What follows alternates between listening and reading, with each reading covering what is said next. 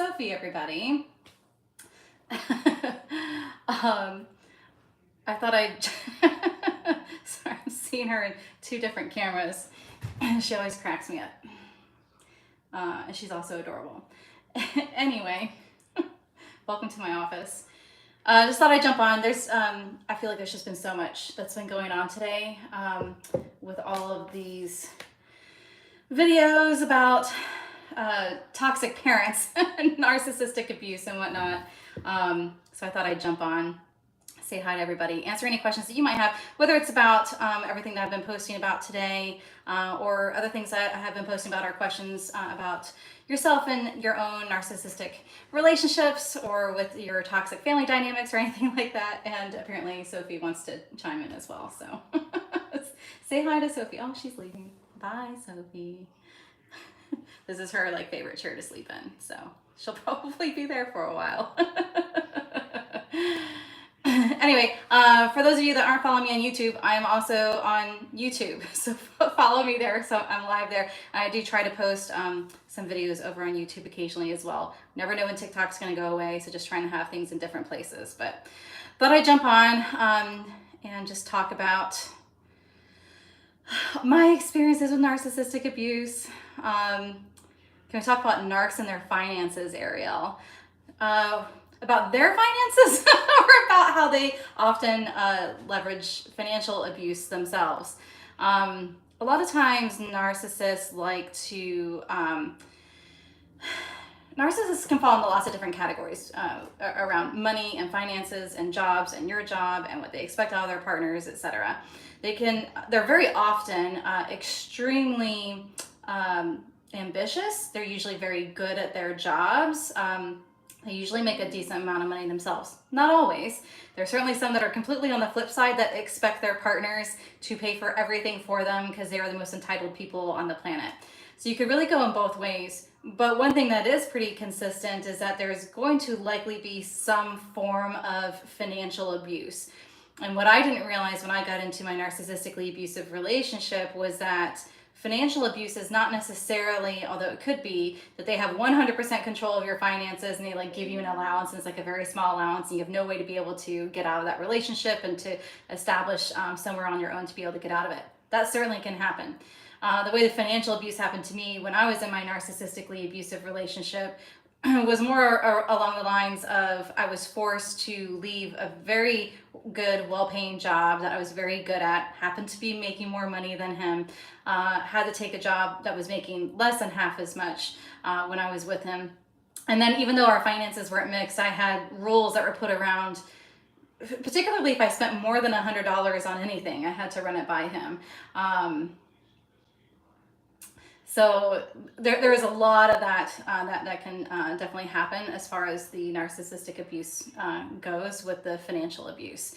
That's just how it happened for me. But certainly they can also be the ones that own and take all the money as well. If you also want to jump on YouTube, that would be great, because what I like about TikTok is that it's always, not always, it's typically much safer space, I feel like, than YouTube. I feel like the YouTube comments are always a little... There's a lot of angry people out there that feel like I'm talking directly about them when I'm absolutely not talking directly about them. I'll just say that and leave that there.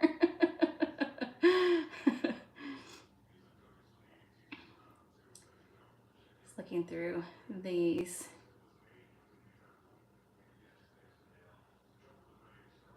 Green Beans, he said that he would like the kids back in school, so you'll be home.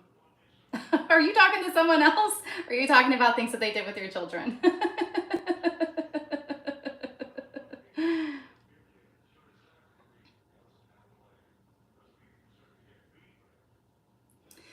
Yeah, so I have to address the trolls that are happening over here. It's actually quite hilarious what's going on. The amount of people that get triggered when I have always been sort of like an equal opportunist when it comes to narcissistic personality disorder. What I mean by that is specifically around genders.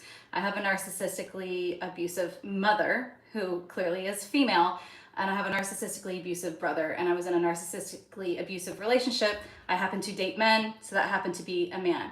Certainly, both men and women can have narcissistic personality disorder. You got that over there, YouTube?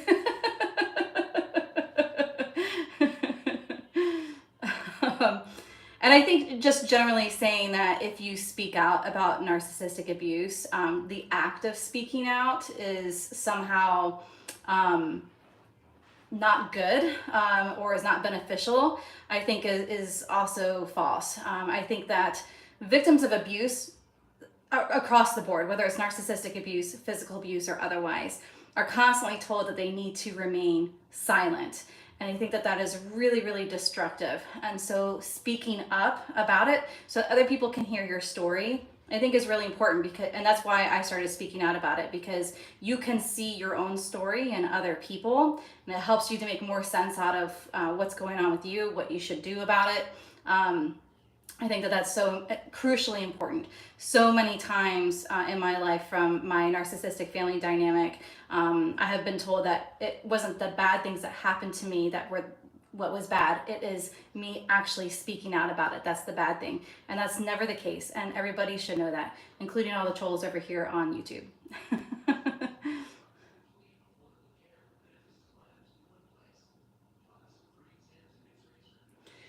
Someone over YouTube had two narcissistic relationships, not good at all. And it's really tough, because once you get into one narcissistically abusive relationship, you might have like a bit of a snowball effect for one or two relationships in a row after that, because you get used to realizing, or used to expecting, that that kind of relationship is love. And it's not, but you get used to that. And narcissistic abusers can sniff those people out, the people pleasers, that are the ones that are going to be the most receptive to putting up with their BS. So it is easy, if you don't do the work in between those relationships of doing a lot of healing, a lot of self-reflection, it is possible to accidentally snowball and end up in multiple of those relationships. I'm trying to figure out how I can get the chat up here a little bit easier so I can see it. Oh, there we are. See, it's like the trolls over here. Let me guess, your dog stepped on a bee too. First off, I have cats. Can you see it over there, YouTube? You can't. But it's just sort of like the whole, like, you know, oh, you're just gonna complain about everything. It's kind of annoying.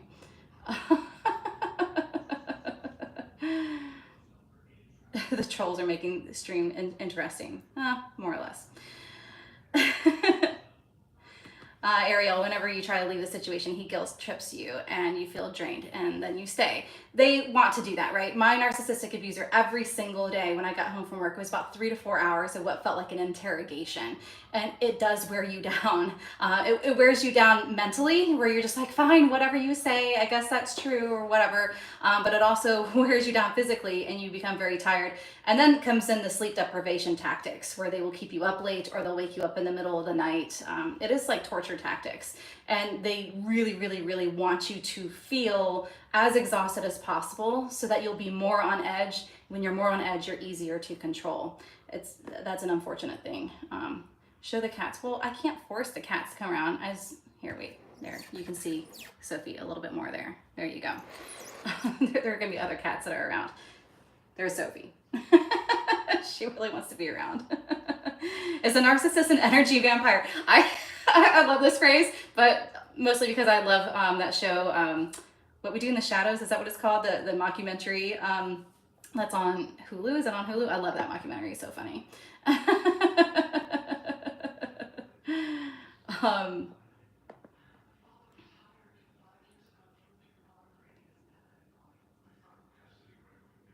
All right, I'm putting a user in timeout over there.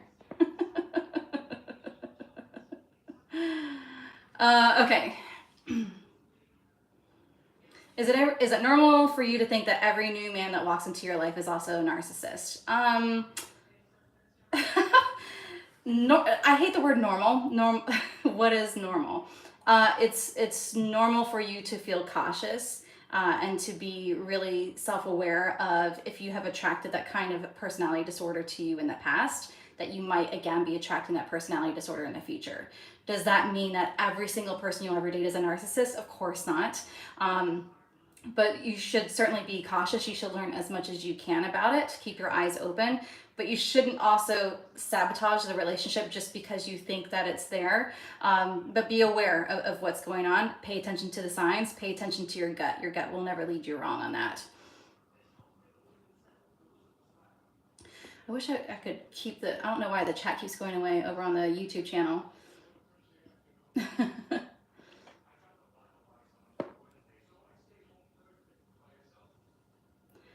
See, it's this kind of stuff.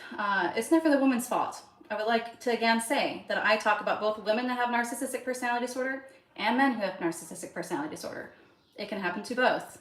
Of course, if women have narcissistic personality disorder, they should own up to it. This is what I'm saying, the difference between the comments between YouTube and TikTok.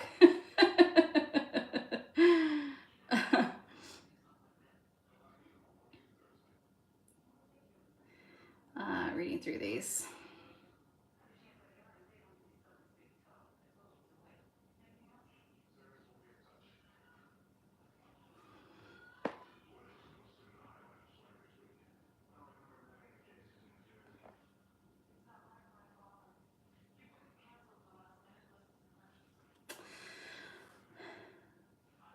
One thing I think is important to also keep in mind about once you leave a narcissistically abusive relationship, take time.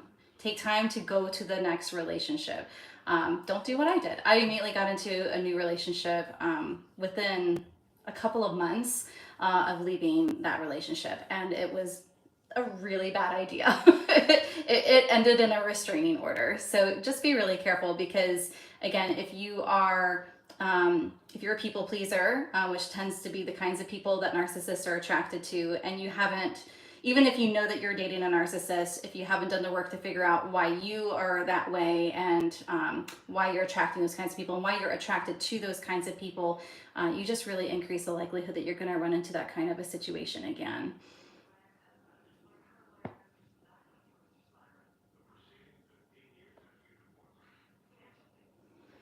See, this is what I'm saying about the comments over here. Am I lonely? Do I need a good man? P.S. Y'all tell me. The trolls over there, you can't afford this. I promise you can't. I am married, just so everybody knows.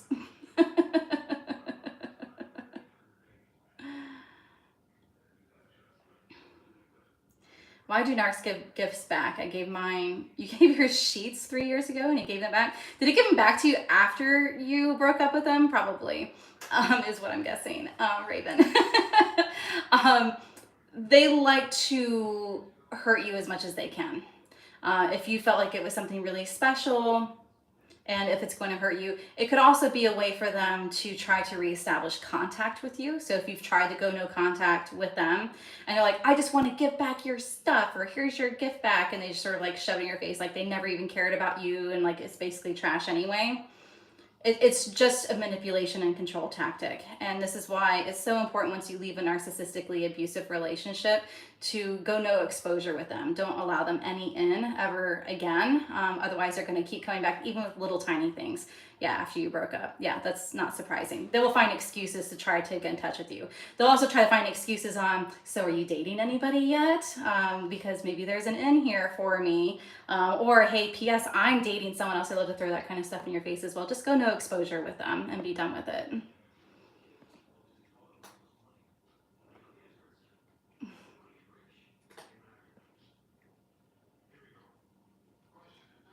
Sorry, I have to kick some people out over here.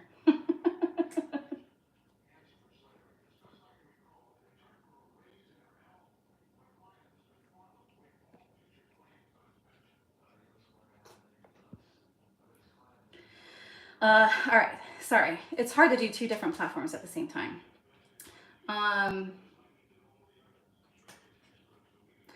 Seth, do narcs wonder or do they care if they are a narcissist? You've heard no. Usually no is the short answer to that. They usually have some sort of idea that they are the common denominator in a lot of things that go wrong in their life. They have like a snap awareness that that is happening. They are aware of the manipulation and control they do on other people. They do it for sport. That's all really important to know.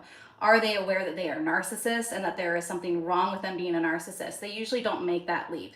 They usually think that the way that they think and behave is the way that everybody should think and behave. So they really don't think that there's anything wrong with it 9 times out of 10. Sometimes, occasionally, very occasionally, and never bank on this at all. I would not ever place bets on something like this. Uh, very occasionally they will admit that they have a problem. They'll be vulnerable enough to go to therapy. They'll be vulnerable enough again to actually be honest with the therapist and then actually try to put some changes in their behaviors into play. That usually won't ever actually be the case. So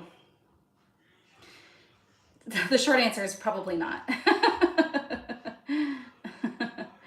Raven, he went back with his supply 2 weeks after he gave you the sheets back. Yeah, and I'm sure that relationship's going well. Don't ever worry about how they are with their old supply. And they will probably try to rope you back in the future as well. They're always looking for an end to come back to you.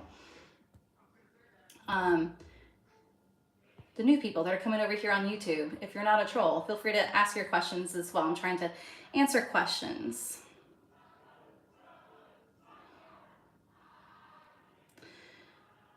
And what I think is really interesting about the new supply, when they find somebody else after you, they will program that supply to think that you were the problem. This goes for men and women, YouTube people.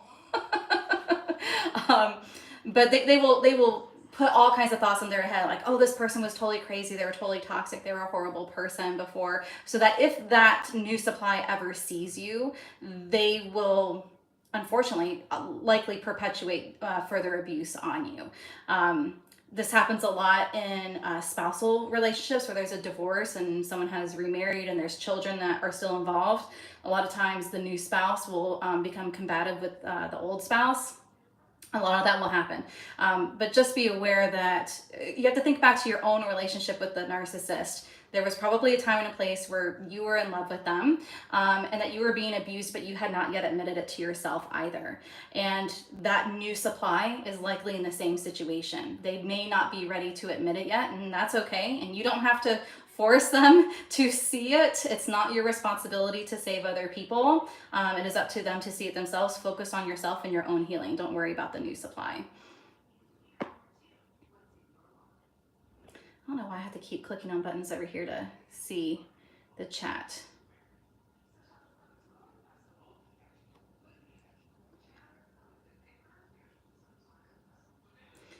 Another thing that's interesting about narcissists and gifts, yes, they might give you your gifts back. If you don't give them the most perfect gift that they have ever received without them telling you what it is that they wanted, you'll get criticized for it.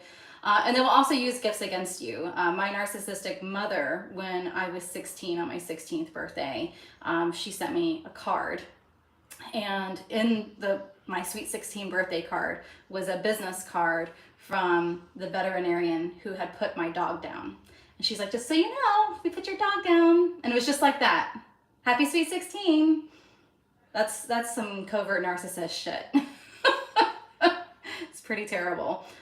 So they will blow up any special occasions, your birthdays, anything that is the focus is meant to be on you. They will try to make you feel terrible about it.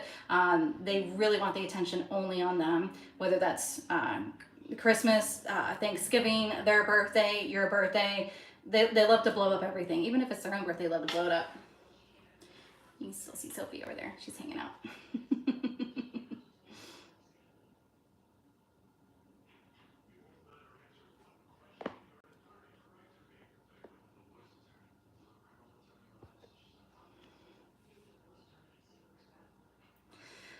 Some other things I think are interesting about what, I don't know if you all have seen some of the videos that have been going on today with Fabulous 50s and Lauren, and I know that Molly posted a video about it as well, about all these triggering things that have been said around if you have a narcissistic or a toxic family dynamic. I think she was just talking about toxicity, that there has to be, from her opinion, some level of, instead of going no contact, going low contact, because if you are no contact, it doesn't make any sense because like you're not doing the proper amount of healing or something to that effect, and that if you have healed, then you should be able to go low contact. And I just want to be really clear, and I've posted a couple videos about this, that it is okay if you have an abusive person in your life to go no contact with them. That's okay. That is absolutely okay. You can absolutely continue to be abused by your toxic and narcissistic parents or other family members. That is absolutely something that can happen. And I think that's really important for people to hear, that just because you've done any level of healing, it doesn't mean that you'll never be triggered again ever in your entire life. You absolutely can.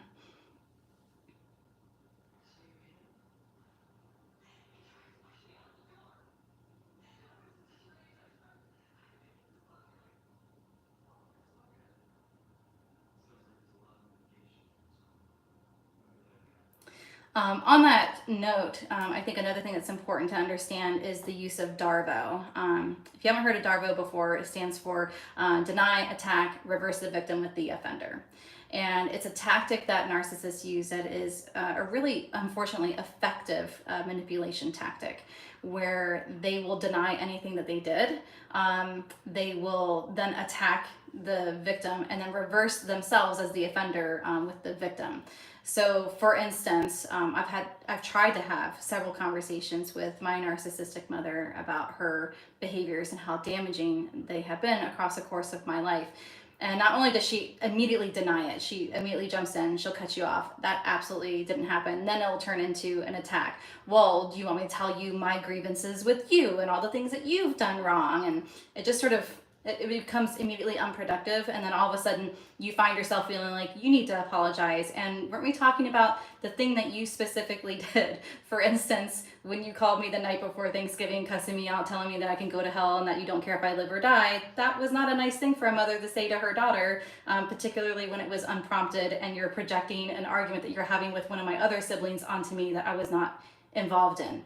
That is what narcissists do. How do they know to do the Darvo tactic? It's like they're given a handbook when they were born, right? I don't know how they know to do it, but it is something that they all do. It comes from they cannot take accountability. That's at the heart and soul of that. They're totally and wholly incapable of being able to held accountable for anything. If they feel like they have to apologize, like authentically apologize, as opposed to just like apologizing like flippantly and just saying, okay, I apologize and now go away, forgive and forget kind of thing. If they feel like they actually have to be held accountable for something that's way too vulnerable for them, and at the center of their being is a total lack of a sense of self. And so something like that, where they have to be vulnerable and accept responsibility and accountability for something, is too hurtful for them. It's they just really can't do it, and so they're going to do everything they can to deflect away from them. They're going to play the victim as much as they can, and they're going to make everything else everyone else's fault. They're the ultimate victim mentality. It's like a program downloaded in their brain. Yeah. It's like Matrix put in the back of the head, must learn Darvo.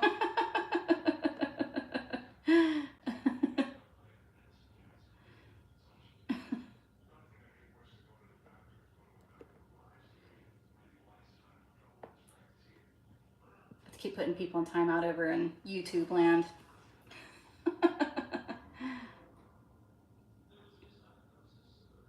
Ireland, you're so sweet. Thank you so much. I really appreciate that. I do what I can. I just talk about my own personal experiences with this because I have found for my own healing, going back a few years, that hearing other people's stories was really healing for me. So even though sometimes it's uncomfortable, and there's certainly a lot of things that I haven't shared, I feel like it's so helpful for other people to hear. This is just something that I do very much as a side thing. I have a day job that I do, but I find that it was so helpful for me that I just try to put good back into the world. So I appreciate that.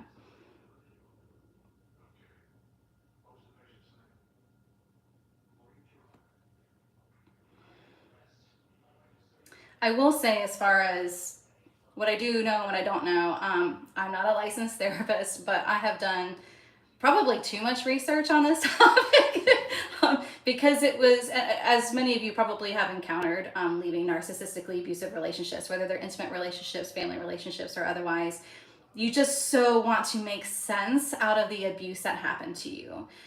There's just like a desire to like truly understand, because if you can really understand, then it gives you maybe a little bit more control over the situation. It gives you more understanding. It makes you feel less of a victim in a situation. And what I will tell you is that it will never make sense, because the way in which they think is not logical. It doesn't actually make sense. You can kind of understand, okay, well, they were a victim too, and so they grew up to be this kind of person, but that is not an excuse for how you were treated. No one deserves any kind of abuse, whether it's physical, mental, emotional abuse. No one deserves to be abused at all. You wouldn't have known it was narcissistic abuse without TikTok. Yeah, there's so much out there, as far as education goes, that I just am so thankful for the TikTok space, and hopefully eventually I'll become thankful for the YouTube space as well, if there will be less trolls over there. But um, um, but I 100% agree with that. I would not have known that narcissism was a personality disorder had I not actually gone to a therapist, and I brought her multiple recordings of conversations that I was having with my narcissistic ex at the time.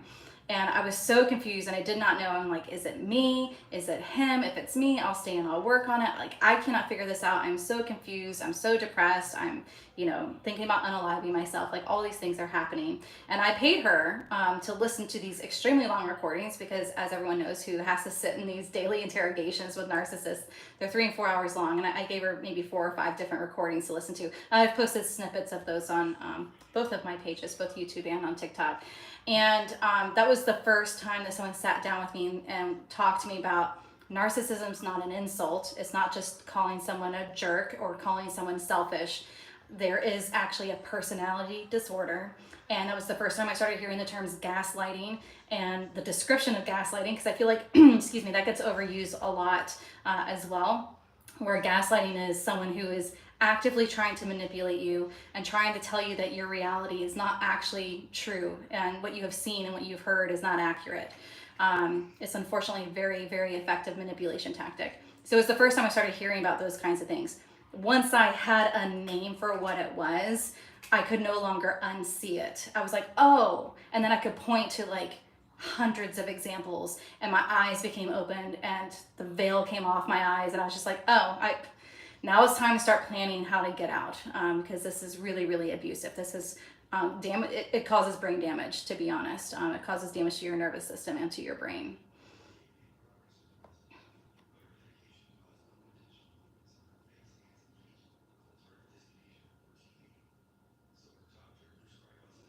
Harlan, you're still married to your narc. I'm sorry. Ooh.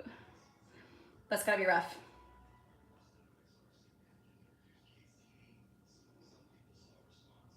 Alicia, you stopped asking why did he do this? It was intentional. You don't like it, you won't accept it. Yeah, yeah, it doesn't matter why they did it, right? Everyone has some sort of dysfunction in their past. Nobody was raised with 100% like no issues in their upbringing, no issues in other relationships. Everybody has issues. The way that people deal with that trauma, with their past, the baggage that they have, is their responsibility to deal with, to make sure they're not inflicting emotional harm and damage onto other people. So even though it's maybe nice to know why they are the way that they are, I know my mother's history very well, and I very much sympathize with the abuse that she endured when she was growing up. It doesn't give her an excuse for the way that she has treated me. It's her responsibility to fix that, whether it is just in her behaviors towards me or otherwise, but it's her responsibility to be held accountable for that, to not inflict emotional pain and harm on other people.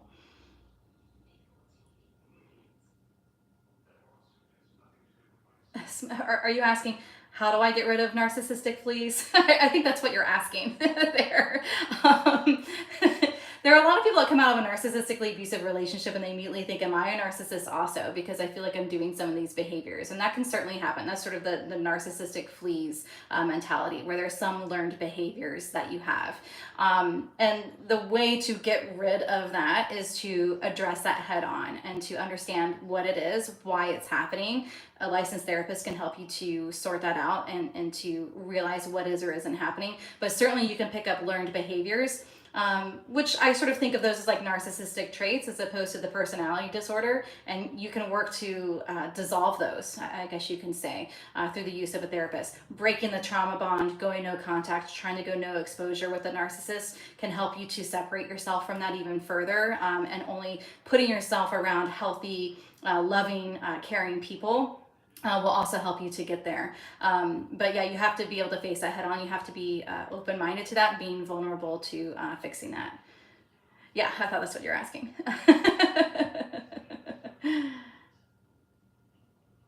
Narcissistic fleas. I think there's just so many like funny terms.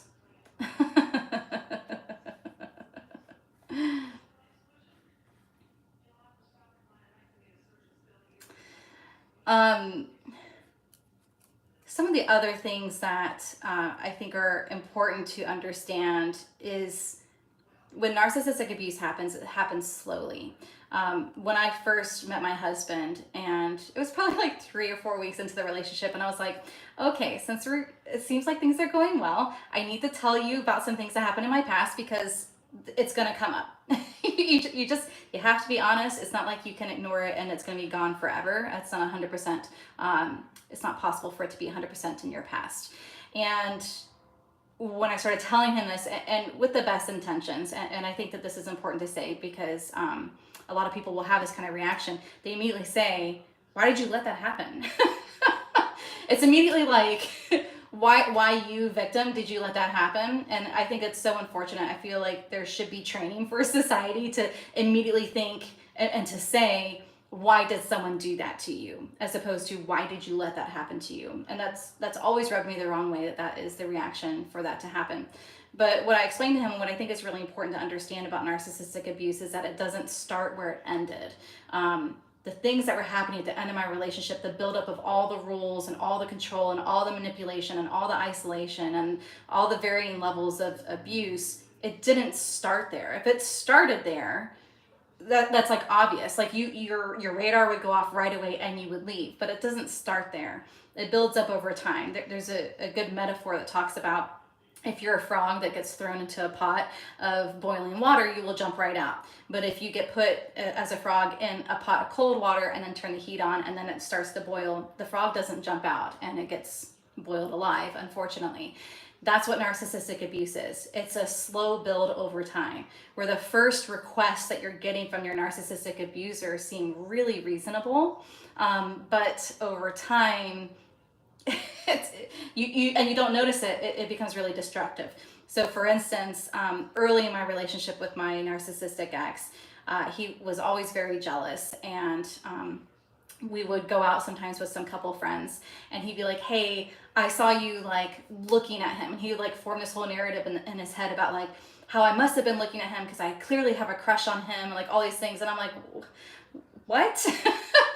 No. Like that doesn't even make sense. He's not even my type. Like there's nothing that you can say to sort of get out of that. But then you immediately like, oh my gosh, I'm so sorry. Why do you feel that way? Well, I was cheated on in the past. It makes me really uncomfortable to see the person that I'm with sort of like laughing at a joke that another guy is saying right in front of me. And that's where it started. And I was like, oh my gosh, I don't want you to feel that way. I'll be, super sensitive to that. We don't have to hang out with them anymore. That was sort of how that conversation happened. And I will be, super, more attentive to you when we're out, in these kinds of outings, I guess you could say. Fast forward 6.5 years, it turned into, I'm not allowed to make eye contact with other men. I'm not allowed to laugh at jokes that other men say. I'm not allowed to speak to a man unless I'm spoken to first. I'm not allowed to wear V-necks. Like this shirt would be completely wholly out of order, even though it's like fairly conservative. Like there's not really any cleavage that's showing at all. It piles on over a period of time. And then you turn around at the end of the relationship and you're like, how did I get here? this doesn't even make any sense. I don't even know who I am anymore. I feel like I'm just like a shell of myself now. So yeah, it happens over a long, long period of time. Hi, Scott. Just so you know, I am trying to do a live on both YouTube and TikTok at the same time. It's going hilariously, if you ask me. The reason I say that is because it's like totally different kinds of audiences where there's always a lot of trolls on YouTube and not so many on TikTok, or maybe I've just filtered through it for a long enough period of time.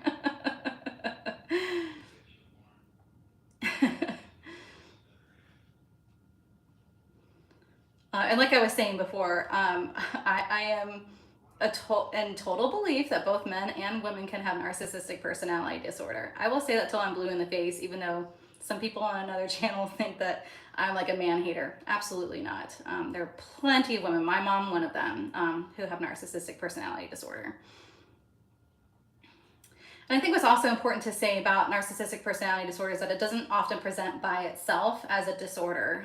It does fall into the cluster B of disorders, and there are 4 different disorders in cluster B, which are narcissistic personality disorder, histrionic personality disorder, borderline personality disorder, and antisocial personality disorder.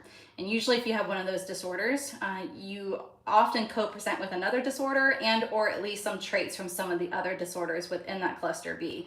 So sometimes it's hard to tell, like, is this the borderline part of this person, or is this the narcissistic part of this person, or is it the histrionic part of this person? And my answer to that is, does it really matter? Because they're all pretty toxic. They're all toxic. Unless they're actively working to fix themselves.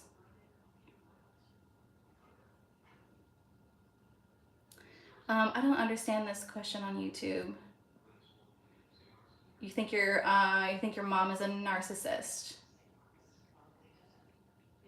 Can we actually go guest on YouTube? I'm sorry, I can't really understand your question. But if you think your mom is a narcissist, that sucks. My mom is a narcissist. She's diagnosed borderline. She has strong narcissistic traits. I think if she actually got diagnosed, she'd be diagnosed narcissistic as well. But at the very least, she has very strong narcissistic traits that co-present with her borderline personality disorder, which is why I was saying that.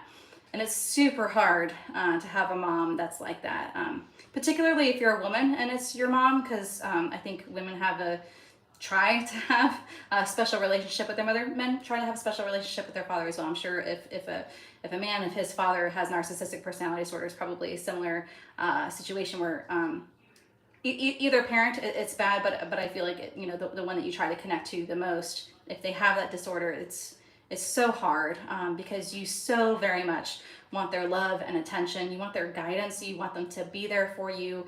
I asked my mom last year 3 times to come to my wedding, and each time it was no, for various reasons. And then she told me that she planned a trip to Alaska instead of going to Hawaii for my wedding. That was happening 2 weeks before my wedding, so that was awesome.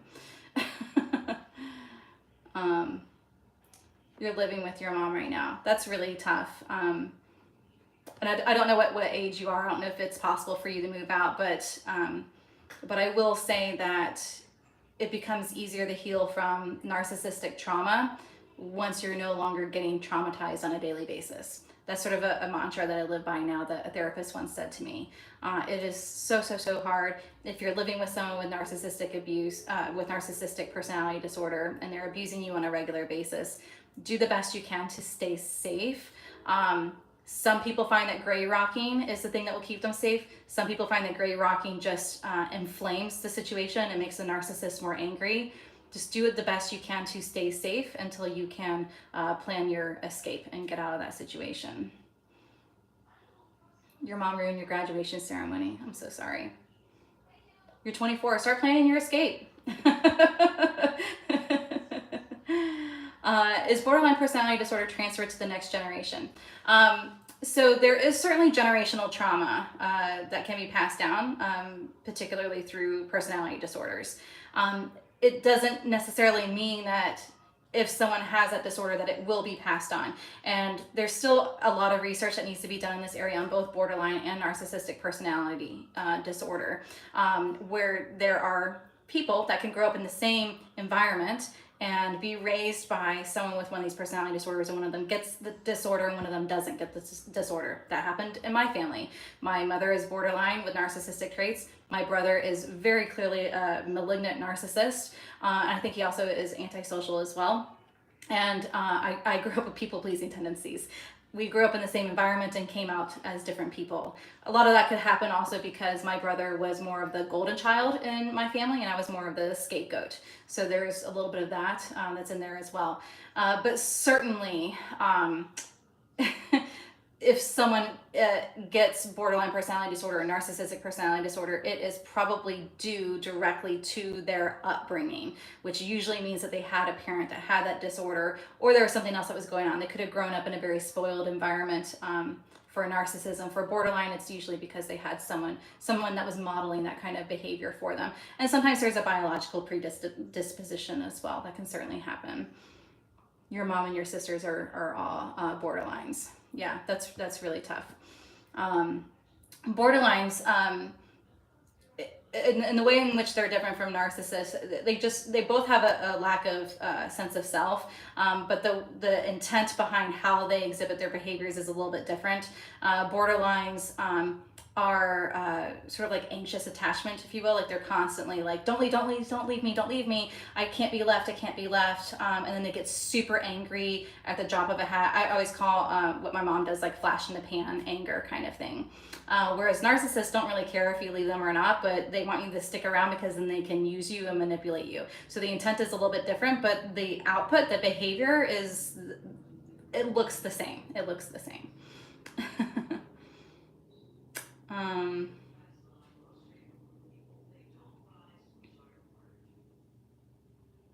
Katrina, they go to the next relationship and they don't give a crap about the last 10 years. Yep.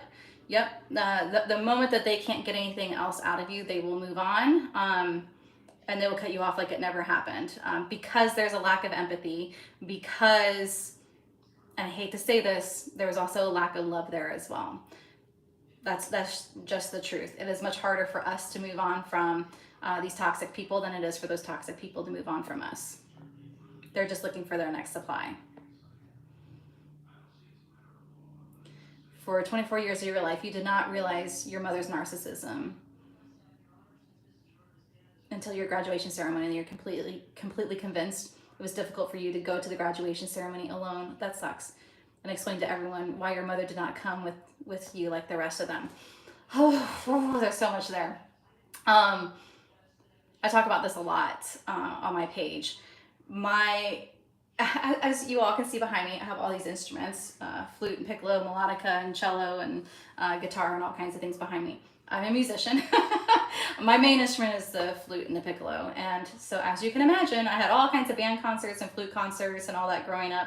I was the woodwind captain when I was in high school. I got the senior band student scholarship. I got, the presidential scholarship award when I went to college. I play in a local orchestra. I volunteer in a local orchestra, just to be clear. My mom never came to any of my band concerts. She never came to any of my All-State concerts. She never came to any of my honor band concerts. She never came to any of it once she got past the point where she was my ride. And it's like, this is like the one thing for me. So I get that. Like, it sucks that your mom didn't come to your graduation. Even now in the orchestra that I'm in, I'm only about 4 hours away from my mom. I live in a different state from her, but it's about 4 hours difference. And before I went no contact with her, I would tell her all the time, hey, I've got this concert coming up. I really like it. If you would come to it, this is going to be really great. It's going to be in this great location, or we're going to be playing with this great group, or whatever it is, or I have this really cool solo I'm going to do. And before I can even tell her the date that it was sorry, I can't make it. Like, would you like to know the date? She didn't care. She absolutely didn't care. And my now in-laws would come, and there was one concert that was on Mother's Day, and my now mother-in-law she came to the concert, and afterwards she's like, why didn't your mom come? And I was like, and all I could think of to say was, well, she knew it was happening. She knew just like you. Like, that's all I can say is she's aware. She is aware, but she just won't. Even when I lived near her, she didn't come to any of those either. I've only lived in a separate state from her for a couple of years.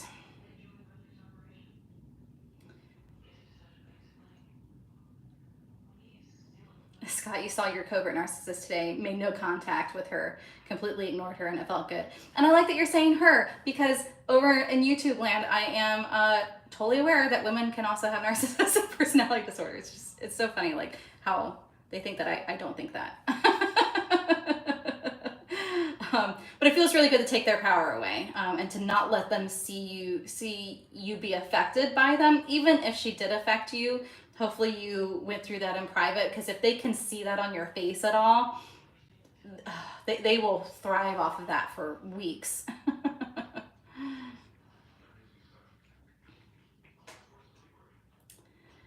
Why did you end up becoming a codependent in your sister, a borderline personality disorder? The research doesn't know why people become one or the other. But it's good that you know that. It's good that you know that about yourself, and that you can work to diminish those tendencies.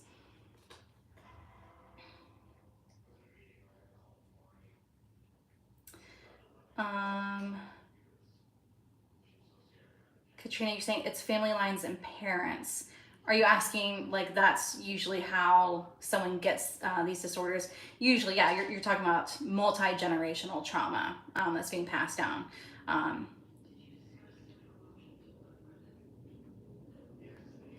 You feel like such a fool, 35 years of being with a narc. You wonder if she ever left me. Look at the actions. That's all I can say about that. And that's gonna hurt. That's gonna sting. They might have said that they loved you, but did their actions ever follow through on that? Then yeah, that probably stings. Sorry. Evelyn, can a narcissist heal? If they want to, and sort of, if they have the personality disorder, they will always have the thought patterns, just to be clear. But they can still diminish their outward behaviors towards others if they are willing to take accountability, which they never like to do. They never like to be vulnerable enough to admit fault on anything. Remember, in the mind of a narcissist, everything is everyone else's fault. It's never their own fault. So if they're willing to be open to that, then to seek help for it, then to be vulnerable to speak about it with the person who's helping them, and then to put ideas in place of how they can change their behaviors. Is that healing? I don't know. At least that's changing behaviors. And hopefully they're dealing with their own trauma as well as they're going through that. But the thought patterns will always be there. They'll always have to fight that. But if they are open to receiving help and trying to work on diminishing those behaviors, they can make progress. They certainly can, but usually that's too many hurdles for them to jump. And you can't force somebody to go and jump those hurdles. You can't be like, hey, I think you have narcissistic personality disorder. I'd really like if you went to therapy. That conversation is not going to go well.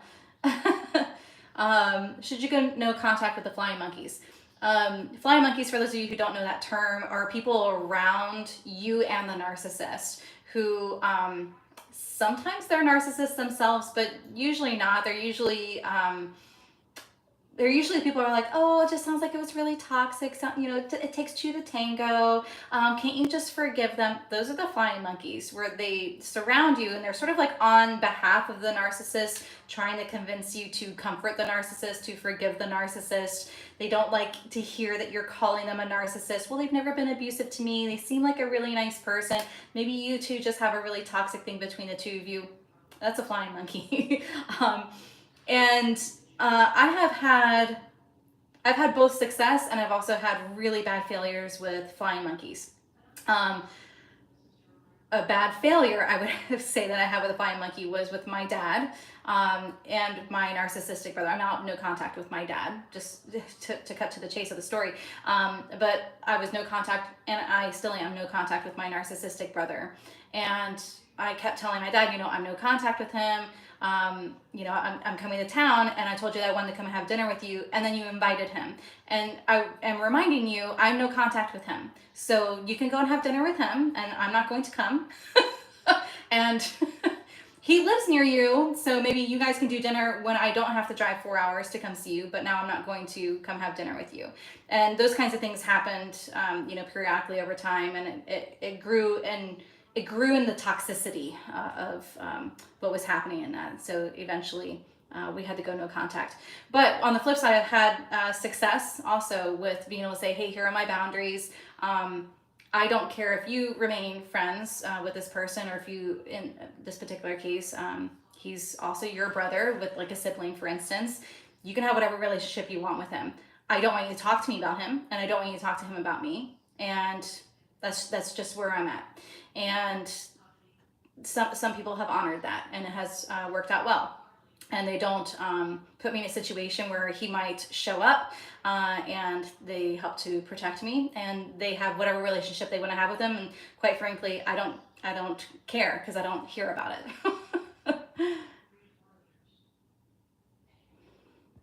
um, your mom tells everyone that you're a bad daughter, and they accuse you of being the narcissist. That's just Darvo. That's just Darvo crap. It's always everyone else's fault, and it's never their own, and they can never look in the mirror and see what's wrong with themselves. To a narcissist, everybody else is the problem. That's one way that you can spot a narcissist. Like literally everybody at some point in their life has been the problem for them. This is their family members, their coworkers, their friends.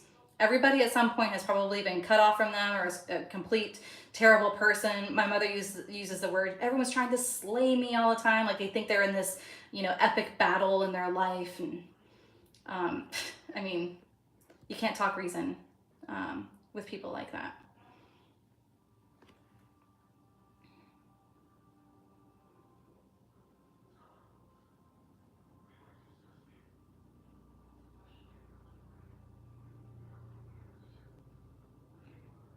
Scott, you never saw me being a man hater. You've never thought it. Thank you for saying that, because I would say, 50% of the people on YouTube think that I'm a man hater for some reason, even though I talk about my mother who has narcissistic personality disorder. Like I don't get it, but I appreciate that. I'm definitely an equal gender, like anyone can have it. It doesn't matter what gender you are. I'm not a man hater. I had one narcissistically abusive relationship, and I'm married to a man right now. I've never understood that on the other platform, so I appreciate you saying that. Why do borderlines and narcissists make great couples? No, they don't. Why do you think that? They end up together sometimes a lot. My mother married a narcissist, and that was volatile. After my father, she got remarried, and she married a narcissist, and he was, whew, man. She's a covert narcissist. He's a malignant narcissist, and that was toxic.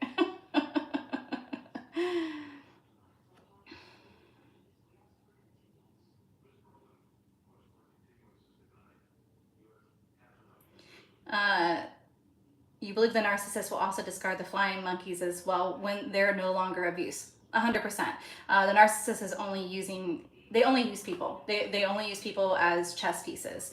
My narcissistic ex used to have like meetings with his friends, but it was always because they were working towards a purpose together. In their particular case, in this instance, they were all working separate jobs, but they were brainstorming about different strategies that they could have to get themselves promoted. And then once that was done, it was like, we never hung out with them. I never saw him hang out with them again. And there was like no closeness there. It's just, people are just chess pieces to a narcissist. What can they do to serve them? If you're in an intimate relationship with them, guess which way you're going to serve them? Moving on.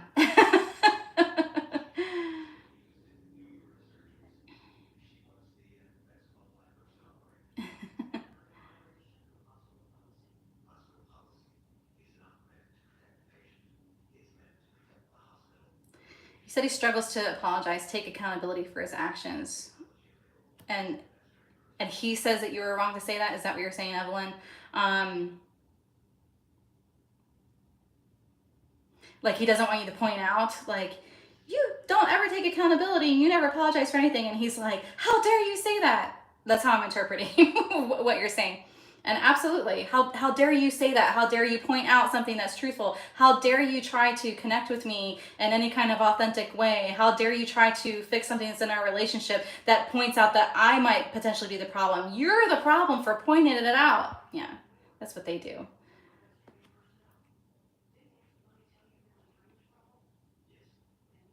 His mom would tell you that. The moms of narcissists are like sometimes the worst enablers, particularly a mom and their narcissistic son.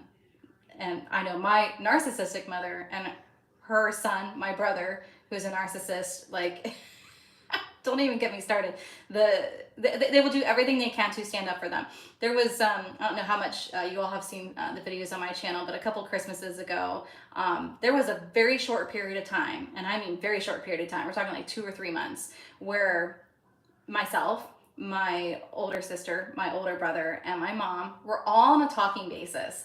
I couldn't believe it. And neither could she. And it was around Christmas time. And my mom was like, I'm going to make this really fantastic dinner and everyone's going to come over and it's going to be great. And everybody's finally talking to each other and everything's going to go wonderfully. No, it's not. Particularly with my narcissistic brother, who had to be the center of attention, who ends up throwing a temper tantrum in the middle of dinner, yelling and screaming at the whole family, his children included. Everyone's crying. He storms out the door and he takes the car and like leaves his family there. It was a nightmare. It was a nightmare. We all finished dinner. My mom's sobbing as she's finishing dinner. It's total chaos that's going on. We get to the point where we're packing up dinner, we're putting it all away in the fridge, and narcissistic brother shows back up. And immediately my mom jumps to, oh my gosh, it's so good to see you again. Oh my gosh, let me pour you a glass of bourbon, and there's still some dessert that's left over. Here, let me, oh, actually just take the whole cake with you. Just take it with you. Let me warm you up a plate. The mothers of narcissistic men are enablers. A lot of the time, not always, most of the time. Your mom and sister are both borderlines, married to narcissists, and they seem to support each other in the abuse. That can also happen, certainly. If they have like a common enemy, they will gang up on it. But once that supply is out of the picture, that abuse will be targeted at each other. When my mom, my covert narcissist mom, and my malignant narcissistic stepfather were married, the target was the children when we were living in the house. And I went back and forth between living with my mom and my dad because I have a toxic family environment and I was just trying to find some stability. Didn't really work out for me. Anyway, once we all left the house, that abuse became targeted at each other and they were divorced within a few years.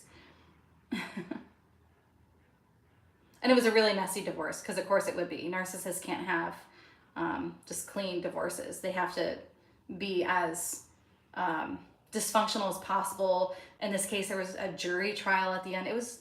It gets nasty.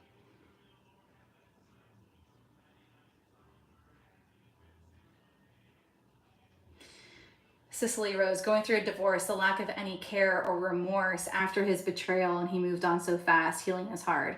Yeah, and there's some of that that's for the narcissist because they can't be without a supply. And there's also a portion of that the narcissist is hoping that will hurt you. So it's sort of like a double whammy there, which is really, really, really hard. Do the best you can to go no exposure. You don't need to see any of their social media. You don't need to hear stories about them through mutual friends. And you don't need to warn the new supply. That was a hard one for me to learn. I did a lot for several years to try to warn the new supply. It never goes well. It never goes well. And you never look good in that because the narcissist has warned the new supply that you're crazy. So yeah, it does make healing very hard. If you go no exposure, it gets a lot easier though. Stop re-traumatizing yourself every day so you can heal from trauma.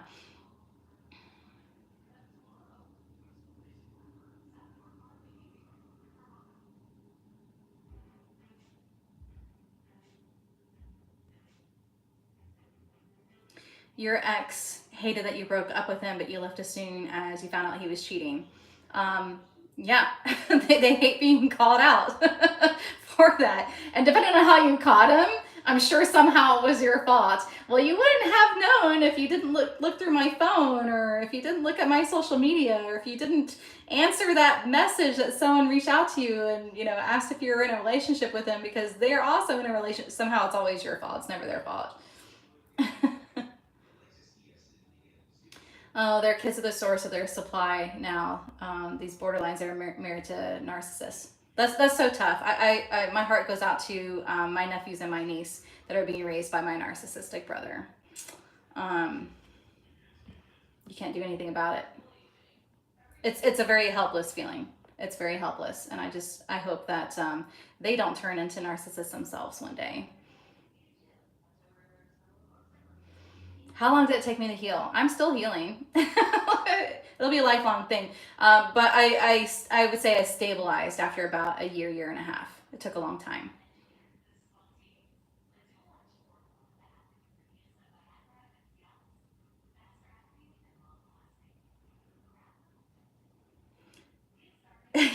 Stacy, you warned the new supply and got a charge? Like a police charge? Is that what you mean? That can happen.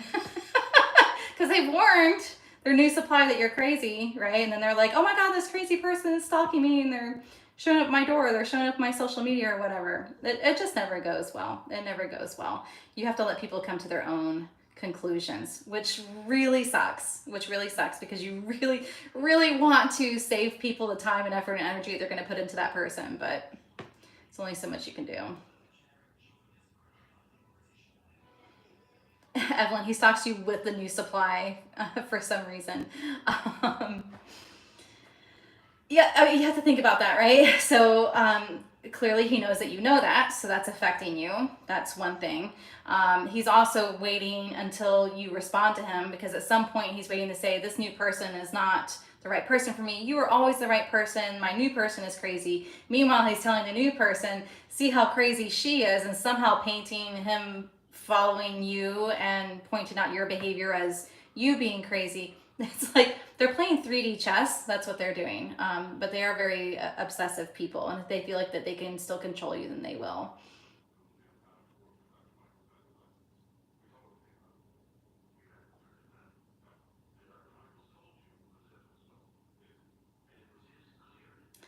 Oh, where did that just go?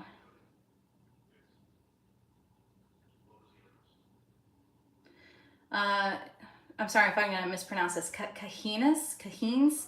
What's my opinion of self-aware narcissists? They can exist. They usually don't. If you're talking about the ones that are on TikTok, there is one that I'm convinced is likely self-aware enough to be helpful and productive. There are several that I feel like are absolutely narcissists and are saying they're narcissists and are not helpful, and are doing what they do for the attention.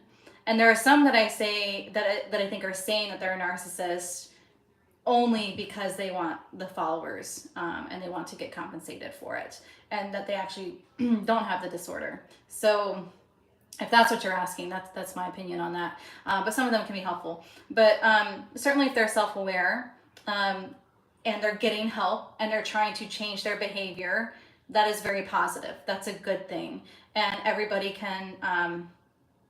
Oh, I have to drag a puzzle piece to be able to continue talking. Hang on a second. I have to verify that I'm still alive. Um, what was I saying? So they can, everyone needs to decide for themselves whether or not they're going to stay in relationships with narcissistic people, whether it's intimate relationships or family relationships or otherwise. If they're doing the work, it can I can easily see how that would make someone feel more comfortable and stay in contact or low contact with that person as opposed to being no contact. Does that mean that you have to or that you should? Absolutely not always the case. And there are some that are aware that they're a narcissist and they don't give a rip. They'll say things like, you knew I was going to behave that way because I'm a narcissist. Of course I'm like that. And that's not helpful. Sorry, I have a chapstick addiction.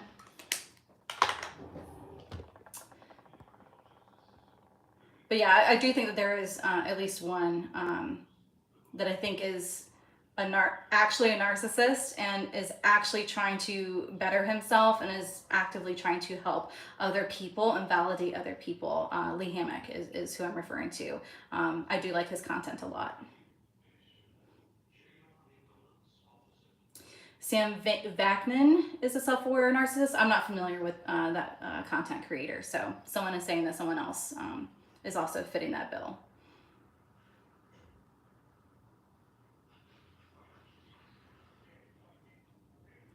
How do you, Cicely Rose, how do you move past who you thought they were and who they actually are?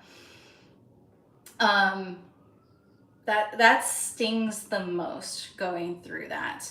Uh, I for a very long time, um, I have a couple stories that are going through my head. I'm trying to think of the one that is probably going to hit this on the head the most. Um, my father is, I believe, a codependent with my mother, who's a narcissist, and my brother, who's a narcissist.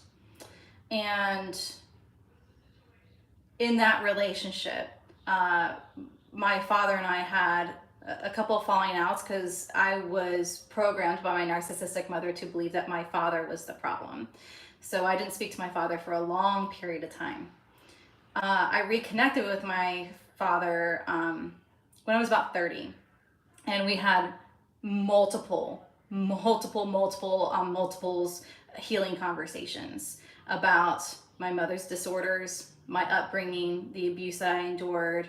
It was incredibly healing.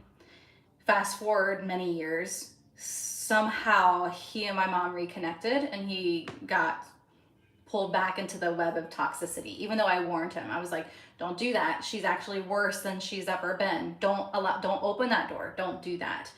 Um, and fast forward to about a year ago when I started posting my TikToks, and my father used the phrase with me, "You're no longer allowed in my home."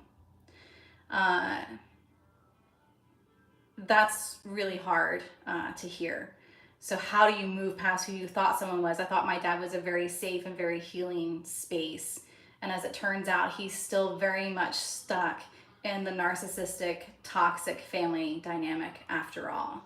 And the betrayal that you feel with something like that is a hurt that I will never recover from. Um, the best way that I can think of to talk about that is, as my therapist mentioned to me, is you have to grieve the loss of the people in your life. In my case, my parental units. You have to grieve the loss of the parents that you deserved to have that you will never have. And you have to allow yourself to go through that. And it is truly a grieving process. You'll go through the stages of grief. You'll go through the anger, and you'll go through the sadness, and you'll go through all of that. And then you'll have to live with that ball of grief inside of you. And it will get easier over time. But you deserved better. And you can't ever convince these toxic people that they wronged you, right? They always think that they're in their right and that you were the problem. It's really, really sad, which is why I'll say a lot that when you get to the point where you make the decision to go no contact, particularly with family members, it's after multiple traumatic events have happened, and it's really the last option, and it's really, really, really sad when it happens.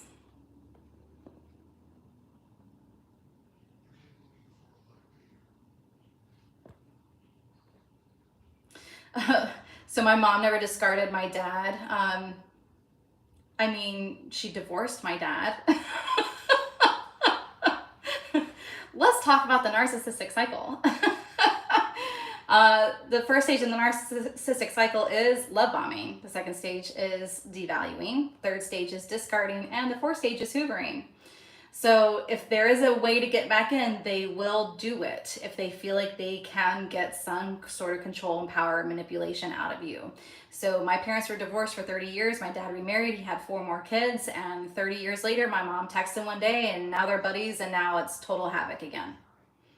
So did she discard him? Yeah, she divorced him, and they were literally no contact for the longest period of time. She remarried a malignant narcissist. She divorced the malignant narcissist, reconnected with my dad, and my dad was open to it, and now there's drama. What can you say? So the hoovering happened. Now the love bombing, I'm sure, is happening. Eventually, she'll devalue and discard him again. I'm positive that will happen.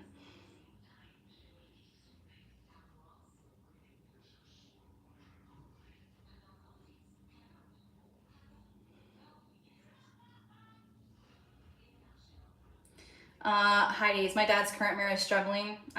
I don't know. It was always a weird marriage. It was, I don't want to go into like family gossip, but she was around. prior to divorcing and whatever. Uh, I lived with my dad for a short period of time, and there was always friction there. There was always friction with my parents when they were married. I have no idea what their relationship is like now. I don't know. They're still together. I will say he's still definitely codependent. I don't know what if she has anything at all. If she's a narcissist or anything like that. I don't know. She's always been fairly absent towards me, so I don't know. I don't know the answer to that. But I know my dad's still very codependent. He's always going to sort of like puppy dog around the people that he's with, my mother and now my stepmother.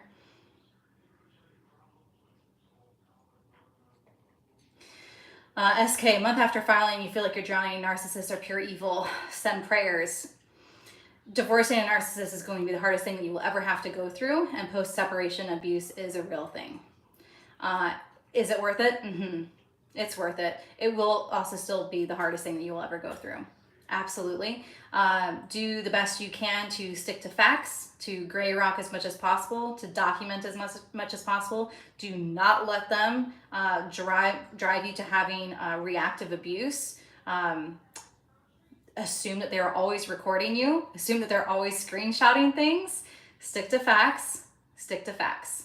That's the best you can do. And if there are children involved, do the best you can to not badmouth that parent to the child.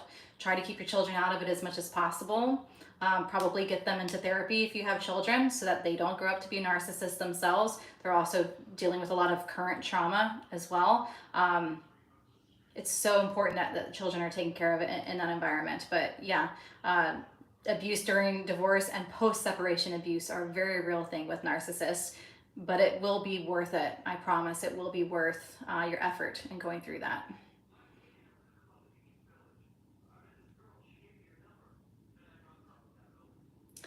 Stacey, you only attract toxic guys. Your parents were toxic, but they're still together. Yeah, good to know that about yourself. Go heal that part of yourself so you can stop attracting toxic guys. They can sniff that out a million miles away. It's important for you to figure out, okay, so you were modeled a toxic parental structure and relationships. How can you unlearn that behavior? That's really important for you to figure out. You are deserving of having a good, positive, happy, long life. And it will require work for you to get to that point so that you can do that. And I would highly recommend that you do that. If therapy costs too much, I do have some links on my TikTok channel for low cost and no cost therapy. I'm not associated with any of them. I just put them there as resources for people. I would highly, highly recommend that.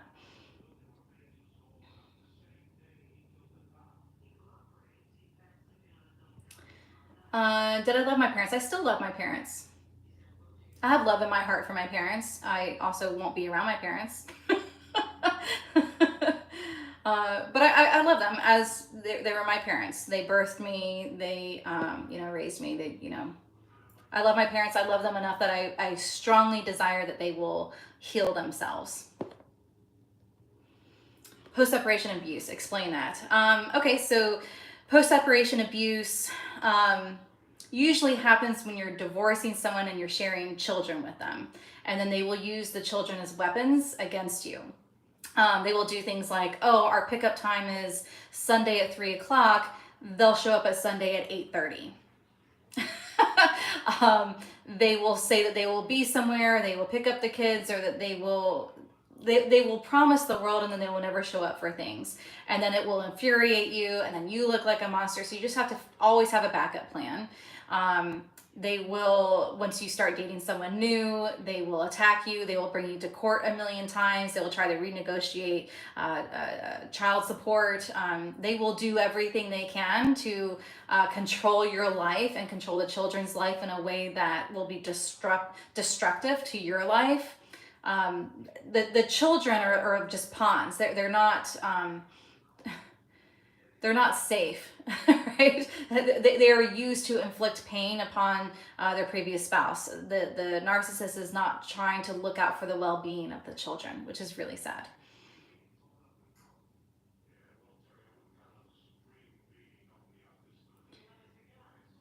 Cicely Rose, you feel like he became more abusive in the separation. Yeah. Stacey, you're doing a lot of soul searching. You are in therapy. Good, good. Keep doing that work. What it took me a long time to connect the dots of I first realized, believe it or not, even though I grew up with a borderline mom with strong narcissistic traits and a narcissistic brother who's antisocial as well, I first realized that narcissistic personality disorder was a thing when I was leaving my narcissistic ex. So I think I was 32 when I left him. I'm trying to remember. I'm old. Let's not guess how old I am. But um, and I remember thinking as I was leaving that relationship, I can't believe this happened to me.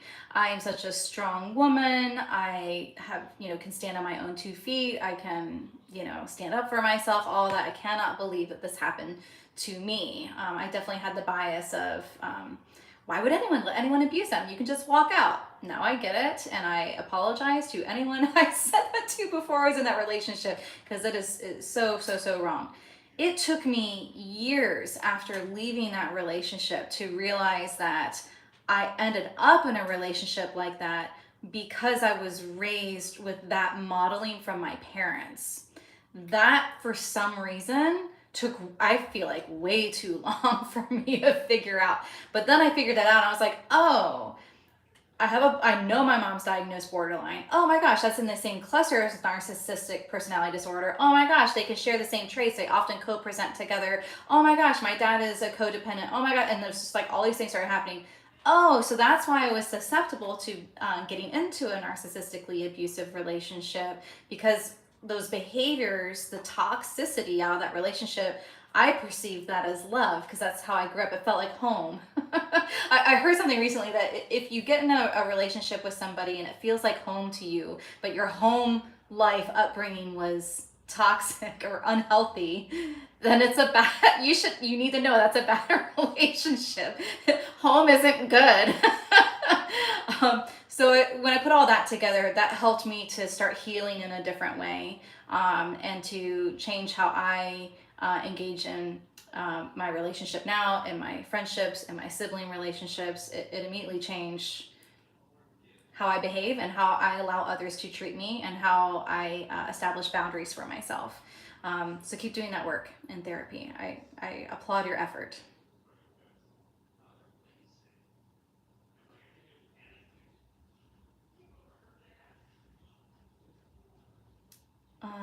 Amanda, you have a question. Go ahead and ask it. Do they ever change? Um, Not usually. They change for the worse. Most of the time, they change for the worse. Um, if they become self-aware, if they become vulnerable enough to go deal with it, they can change for the better. They will usually only change for the worst. They don't usually get better. It's usually a lifelong thing.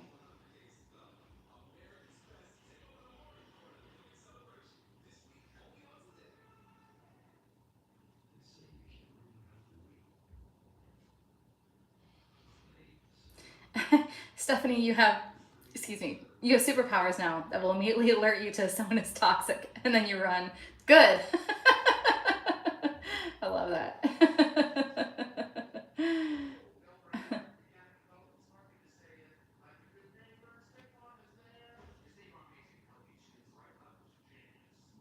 Cicely Rose, shocked at the links that he went through after his betrayal post separation. How vicious he was when he discarded me. Yeah, they get really vicious. When I made the decision to leave my narcissistic ex, I had alerted my friends and my closest friend group and my family that I was going to be doing that in the very near future. I hadn't yet selected a day, but it was sometime in the next 30 days is what I told them. I was like, and if I call you in the middle of the night, please give me a couch to sleep on. But I was, working on establishing my escape plan and a place to go, and getting my cats out and getting my belongings out and things like that. And I had multiple people ask me, am I going to be safe in that moment? And I was like, it'll be fine.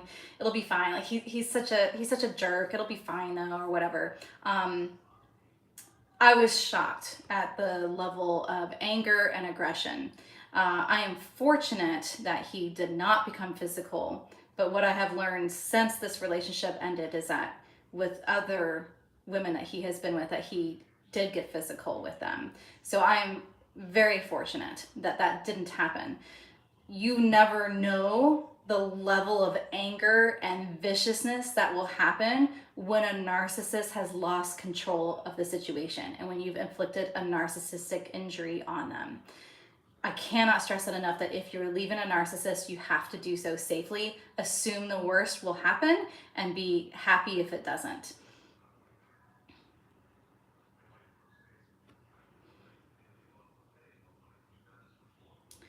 Amanda, can she ever really love you and admit that it's not just you? Narcissists have a lack of empathy, which can translate into a lack of ability to love, but not necessarily. They usually love in a way that they cannot really show it in a way that you will ever really feel. You have to look at the actions that someone gives you. Love does not have a constant hurt and then repair, hurt, repair, hurt, repair, hurt, that trauma bond that happens. That's not love. Someone that unconditionally loves you won't treat you in that way. Is there love in their heart somewhere for you? Probably. Would we interpret their interpretation of that in the way in which they show that as love? Probably not. It doesn't make logical sense, and it's really hard to hear things like that. But you have to look at the actions that someone shows you on whether or not they actually love you. Heidi, you can't remember, am I in contact with my dad? I'm no contact with my dad right now, which is really sad. He's very enmeshed right now with my narcissistic brother, and he's reconnected with my narcissistic mother. And that's a boundary that I'm not willing to have open. Did I struggle with self-love after going through a narcissistic relationship? Yeah. I had probably the worst self-esteem of my life when I was leaving that narcissistically abusive relationship. And I didn't know how to love myself. I didn't know what I loved, what activities I like to do. When you leave those relationships, you literally feel like you are just your skin sitting on bones leaving it. And you have no idea who you are anymore because you have been told everything. You've been told how to act, how to look, how to feel, what music to listen to, where to go, how to behave, who you can interact with. I literally didn't know anything about myself. So it was really hard for me to love myself because I didn't even know who me was. That was really hard. I did have a mantra at the end of my narcissistic relationship where I kept saying, you've got to be your own hero. You've got to be your own hero. You've got to be your own hero. Because I started realizing I was having really dark thoughts, and I was like, no one's coming to save me. I have to save myself, and I have to save myself like it's an emergency. So that was as much as I could muster up for self-love, was realizing that I deserve to be here, and I deserve to be happy, and I deserve to have a life. Would I call that self-love? I mean, that was the most I could do at that moment. Yeah, true.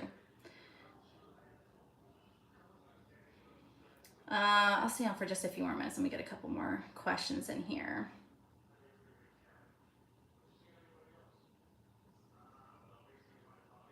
She keeps dropping you and says it's your fault.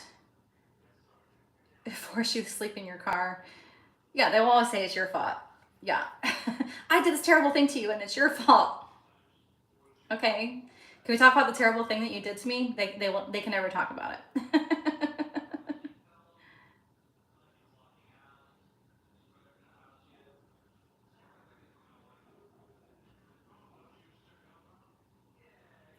Heidi, does being no contact with my dad affect my relationship with my other siblings? No. Mm-mm. Mm-mm. And I'm very open with them. I tell them I'm not going to actively like badmouth him to you. You all are allowed to have whatever relationship you want to have with him or not have with him. I don't have a relationship with him, and I don't really want a lot of back and forth dialogue about that. And they've been really respectful of those boundaries. And some of them have had some similar experiences, so that helps them to see more clearly. But they've been respectful, I would say. I have, with most of my siblings, obviously not my older narcissistic brother, but I have a very close relationship with the rest of my siblings. And and they're respectful of that. Some of them live with my dad, and they're still very respectful of my wishes on that.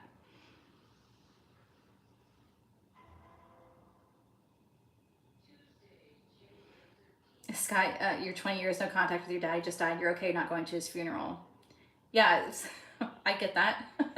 um, yeah, and I think about that a lot. My parents are quickly aging.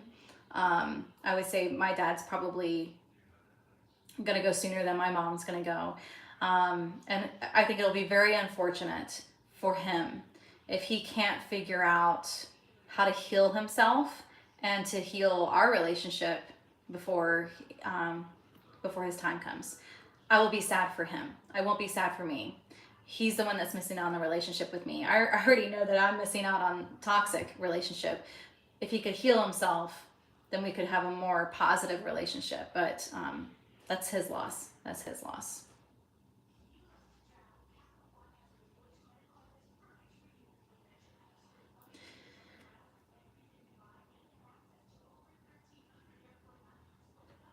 Co-parenting tips with a narcissist, with your narcissistic ex. Gray rock as much as possible. Don't involve the kids as much as you can. Um, Gray rock. Always have a backup plan.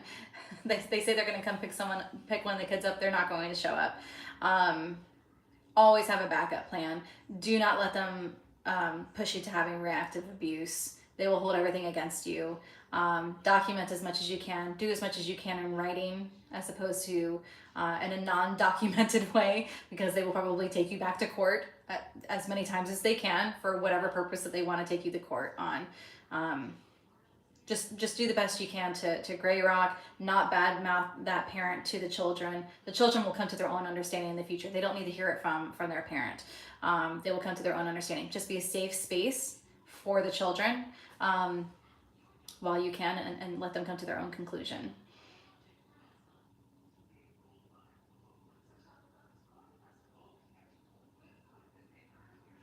You don't have to say you're sorry about asking me questions about my family. I won't answer questions I'm not comfortable with, so you're fine.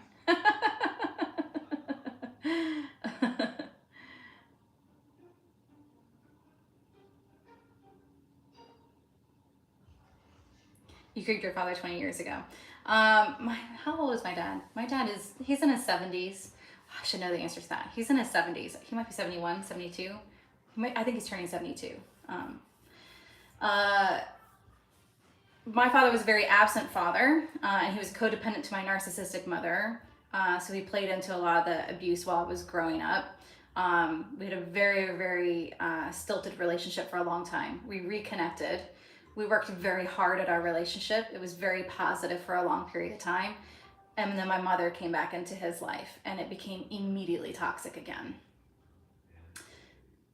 It's okay to put yourself and your own emotional well-being in front of exposing yourself to toxic relationships.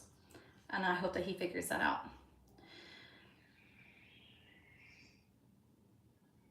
You're welcome. Um, all right, it's getting late and I haven't eaten dinner yet.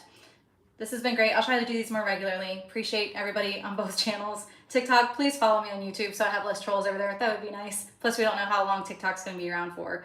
And YouTube, I'm glad that the trolls eventually went away. I think I kicked enough of them out. So thank everybody. Appreciate you very much.